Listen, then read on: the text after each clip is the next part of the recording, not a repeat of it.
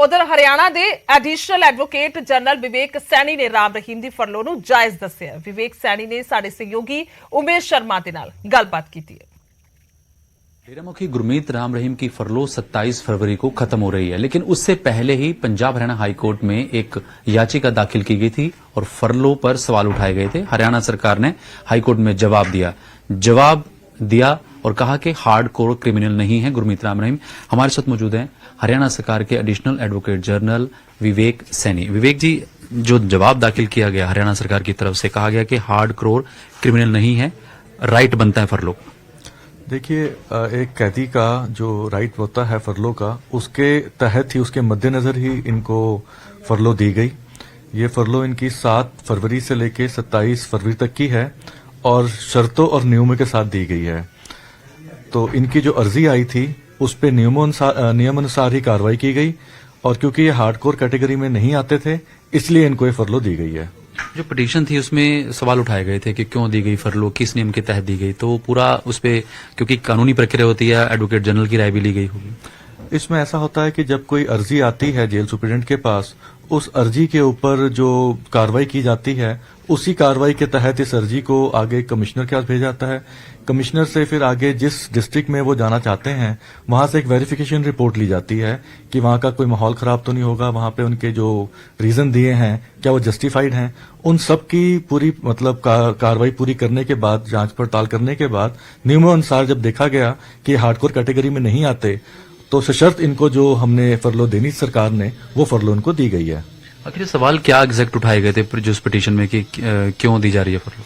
देखिए, जो याचिकाकर्ता ने याचिका दायर की थी, वो उन्होंने कहा कि भाई इनको फरलो नहीं दी जानी चाहिए क्योंकि इलेक्शन के मद्देनजर भी, पर ऐसा कोई ग्राउंड नहीं है कि अगर कोई कैदी फरलो की अर्जी देता है, नियमों के अनुसार ही उसकी हम कार्रवाई करते हुए उसके ऊपर एक डिसीजन लिया जाता है। एक लास्ट सवाल, सुरक्षा को लेकर कहा जा रहा है कि उनको Z+ दी गई है और ये भी कहना है कि पहले से थी। देखिए, पहले जरूर इनके पास Z+ सुरक्षा रही है, लेकिन आज क्या स्टेटस है उसके बारे में मेरे को अभी कोई अधिक जानकारी नहीं है, तो मैं इस पे कुछ बयान नहीं दे सकता। ये मामले में बुधवार को भी सुनवाई होनी है? हाँ जी, इसकी अगली सुनवाई जो है अब वो 23 तारीख की है, बुधवार के लिए। बहुत बहुत शुक्रिया। पत्रकार रामचंद्र छत्रपति के बेटे ने राम रहीम नूं Z+ सिक्योरिटी देने ते सवाल चुके ने। बीजेपी का तर्क है कि हरियाणा सरकार कानून मुताबिक काम कर रही है, दायरे में नहीं आता, कानून से बाहर जाकर के इसको ये फरलो दी गई है। Good conduct temporary prisoners release act का जो हवाला दिया गया हाई कोर्ट के अंदर, जो जवाब फाइल किया है पिटीशन में हरियाणा सरकार में, उसमें बार बार ये कहा जा रहा है कि हमने गुड कंडक्ट के तहत ये दिया, और दूसरा ये कहा गया कि वो हार्डकोर क्रिमिनल की श्रेणी में नहीं आता क्योंकि वो आपराधिक षड्यंत्र रचने में शामिल है, सीधे तौर पर हत्याओं में शामिल नहीं है।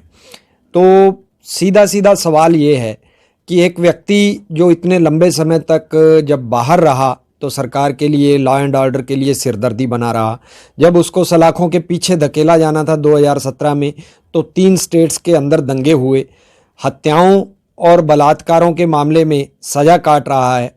तो अगर वो हार्डकोर क्रिमिनल की श्रेणी में नहीं है तो हार्डकोर क्रिमिनल की देखो, ये सिक्योरिटी जी दी जाती है थ्रैट परसैप्शन से दी जाती है।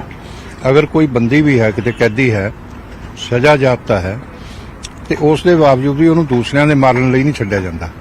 ਉਹ ਆਪਣੀ ਸਜ਼ਾ ਭੁਗਤ ਰਿਹਾ, ਮਗਰ ਉਹਦਾ ਇਹ ਮਕਸਦ ਨਹੀਂ ਹੈ ਕਿ ਵੀ ਉਹਦੀ ਸੁਰੱਖਿਆ ਨਾ ਦਿੱਤੀ ਜਾਵੇ।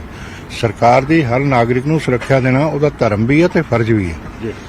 ਤੇ ਰਾਮ ਰਹੀਮ ਕੋਈ ਅਪਰਾਧੀ ਨਹੀਂ ਉਸ ਤਰ੍ਹਾਂ ਦਾ ਕਿ ਉਹਨੇ ਕੋਈ ਮਰਡਰ ਆਪਦੇ ਹੱਥ ਨਾਲ ਕੀਤਾ ਹੋਵੇ ਜਾਂ ਉਹਨੇ ਕੋਈ ਹੋਰ ਇਸ ਤਰ੍ਹਾਂ ਦੀ ਗੱਲ ਕੀਤੀ ਹੋਵੇ ਜਿਹੜੀ ਦੇਸ਼ ਵਿਰੋਧੀ ਹੋਵੇ ਜਾਂ ਕੋਈ ਸਾਜ਼ਿਸ਼ ਰਚੀ ਹੋਵੇ, ਇਸ ਤਰ੍ਹਾਂ ਦੀ ਗੱਲ ਨਹੀਂ ਹੈ।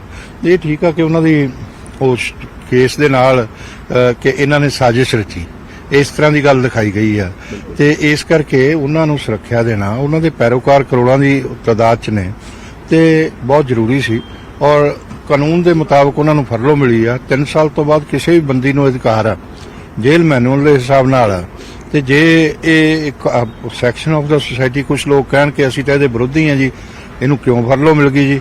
ਲੋਕ ਕਿਸੇ ਦੇ ਕਹਿਣ ਤੇ, ਮੇਰੇ ਜਾਂ ਤੁਹਾਡੇ ਕਹਿਣ ਤੇ ਸੰਵਿਧਾਨਕ ਸੰਸਥਾਵਾਂ ਕਾਨੂੰਨ ਇਹ ਨਹੀਂ ਕੰਮ ਕਰਦੇ ਹੈਗੇ। ਇਹ ਕਾਨੂੰਨ ਦੇ ਮੁਤਾਬਕ ਕਰਦੇ ਆ। ਹਰ ਨਾਗਰਿਕ ਨੂੰ ਬਰਾਬਰ ਦਾ ਅਧਿਕਾਰ ਆ, ਕਿਸੇ ਨੂੰ ਸਪੈਸ਼ਲ ਸਟੇਟਸ ਨਹੀਂ, ਕਿਸੇ ਨੂੰ ਘੱਟ ਨਹੀਂ, ਤੇ ਰਾਮ ਰਹੀਮ ਜੀ ਨਾਲ ਇਦਾਂ ਹੀ ਡੀਲ ਕੀਤਾ ਗਿਆ। लेकिन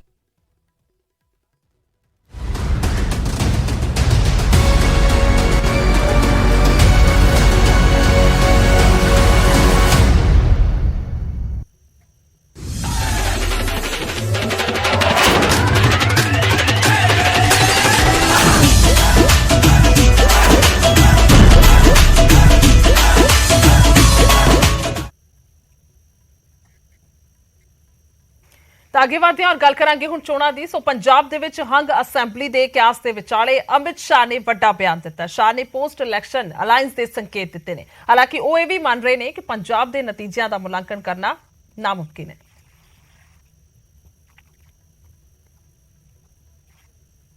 तो क्या होगा? आपको प्रेसिडेंट रूल का कुछ वहाँ पे नहीं, वो आंकड़ों पर निर्भर करता है। अगर कोई 2-3 लोग मिलकर बना लेते हैं तो अच्छा है। गठबंधन की सरकार इस देश में चली ही है।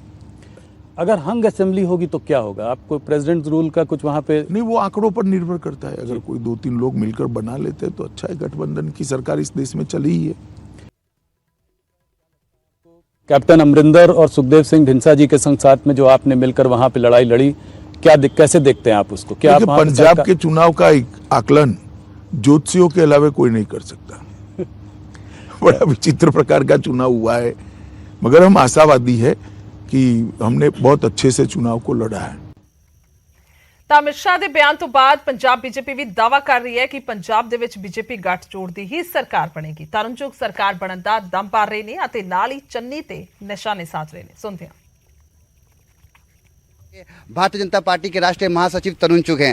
सर, आपके पार्टी के बड़े नेता कह रहे हैं कि गठबंधन के लिए दरवाजे खुले हैं, कोई भी आएगा गठबंधन करेंगे। किसकी सरकार बन रही है? अभी आप लोग रिलैक्सिंग मोड में हैं, काफी परिश्रम हुआ चुनाव में। ऐसा है कि भारतीय जनता पार्टी चुनाव में काम करने वाला दल नहीं है। हम 365 दिन 5 वर्ष काम करते हैं और देश की भलाई के लिए, समाज की भलाई के लिए, टीकाकरण से लेकर बेटी बचाओ तक भारतीय जनता पार्टी काम करती है। रही बात गठबंधन की, हम तो पहले से ही गठबंधन में चुनाव लड़ रहे हैं। जनादेश डिब्बे में बंद हो चुका है, खुलने दीजिए, जल्दी क्या है। क्या लगता है आपको कि पूर्ण बहुमत की सरकार बन रही है या फिर जरूरत होगी एक दूसरे के हाथ मिलाने की? ऐसा भारतीय जनता पार्टी लीड गठबंधन सरकार बनाएगा। हमने सरकार बनाने के लिए वोट मांगा था, सरकार बनाने के लिए हमने वोट लिया है और सरकार हम बनाएंगे। हरपाल चीमा जो कि आम आदमी पार्टी के नेता हैं, वो कह रहे हैं कि श्रोमणी अकाली दल के साथ भाजपा का मौन गठबंधन है जो कि समय आने पे दिख जाएगा। ऐसा है कि चीमा साहब का होमवर्क थोड़ा कम है और सदमे में भी है, क्योंकि उनको 5 साल एलओपी बना के रखा और बना दिया भगवंत मान जी को मुख्यमंत्री का चेहरा, इसलिए थोड़ा सदमे में है। केजरीवाल साहब ने कल ही घोषणा की है चीमा जी, और उस घोषणा में उन्होंने कहा है कि भाजपा को छोड़कर हर दल से हम समझौता करेंगे। तो समझौतावादी कौन है, अवसरवादी कौन है? और याद रखिएगा, केजरीवाल साहब ने इससे पहले, चीमा जी याद रखिएगा, केजरीवाल साहब ने जनता के सामने अपने बच्चों के सिर पर हाथ रखकर कसम खाई थी, मैं कांग्रेस से गठबंधन नहीं करूंगा। उसी कांग्रेस के साथ मिलकर दिल्ली में सरकार चलाई। इसलिए सदमे से बाहर आइए। ठीक है, भगवंत मान जी को उन्होंने उम्मीदवार बनाया है मुख्यमंत्री का, लेकिन बनने वो भी नहीं चाह रहे। 10 मार्च को परिणाम आने वाले हैं। सारी पार्टी, सारे राजनीतिक दल ये दावे ठोक रहे हैं कि हम सरकार बना रहे हैं। भारतीय जनता पार्टी अपने आप को कहाँ देख रही है? क्योंकि चुनाव में कैंपेन की बात करें, आप लोगों ने बहुत प्रचार प्रसार किया, बड़ी मेहनत की, मगर अब सब रिलैक्सिंग मोड में है और सब दावे ठोक रहे हैं कि हमारी सरकार बनेगी। आप क्या कह रहे हैं राष्ट्रीय महासचिव होने के पद के नाते? ऐसा है कि जनादेश डिब्बे में जा चुका और डिब्बे से निकलने दीजिए। हर पार्टी ने चुनाव सरकार बनाने के लिए लड़ा और मेरी पार्टी ने भी सरकार बनाने के लिए चुनाव लड़ा। अब परिणाम आने दीजिए, फिर सब चीज़ें सामने आएंगी। धन्यवाद। तो ये थे हमारे साथ बात करने के लिए तरुण चुग। साफ तौर पे कह रहे हैं कि परिणाम आने दीजिए, सब पता चल जाएगा। बहरहाल इंतजार करना होगा 10 मार्च का, जब पंजाब विधानसभा चुनाव के नतीजे सामने आएंगे। कैमरा पर्सन मीनू के साथ मैं रवि मिश्रा, न्यूज़ 18, नई दिल्ली।